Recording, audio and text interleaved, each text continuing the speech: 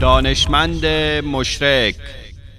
بین خدا و خلق کیا واسطه بودن؟ انبیا. ولی بین انبیا و خدا کی بود؟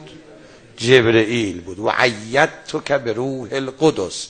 حضرت عیسی می هر کس به عیسی، موسی، نوح، همه انبیا میرسید میگفت مریض ما رو آقاش دعا کن شفا پیدا کنه، میگفت چشم. عیسی وظیفش بود به جبرئیل بگه. جبرئیل همه کاره انبیا بود، او بود که مریض شفا میداد، ولی مردم پا حساب پیغمبر میگذاشتن ده انبیا. او بود مرده زنده میکرد، او بود کور شفا میداد. چرا؟ چون قوت و زور بازوی انبیا به کیه؟ به جبرئیل. ایدتک بروح، قرآن میگه ها. اما وقتی به پیغمبر خاتم و ولایت میرسه خدا تعبیرش عوض میشه، میگه روحا من امرنا. حضرت الروح در خدمت پیغمبر است. الروح کیه؟ یسألونک عن الروح قل الروح من امر ربی. امر رب چیه؟ اذا امر الله بشیء فیقول کن فیکون.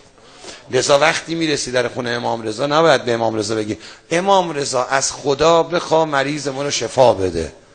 واسطه نیست بین امام رضا و خدا. خود امام رضا مشیت الله است، خودش قدرت الله است، خودش عین الله، خودش اذن الله، خودش چی؟ وجه الله. خود اراده امام رضا اراده خداست. والذين تدعون من دونه ما يملكون من قطمير إن تدعوهم لا يسمعوا دعاءكم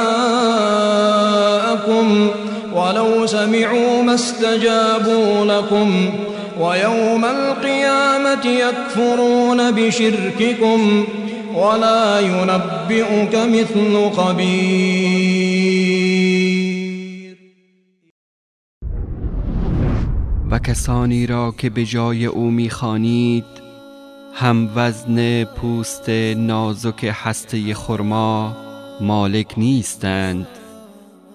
اگر آنها را بخوانید صدای خواندن شما را نمی‌شنوند و به فرض اگر بشنوند به شما پاسخ نمی‌گویند و روز قیامت شرک شما را انکار می کنند و هیچ کس مانند الله آگاه خبر دارد نمی کند.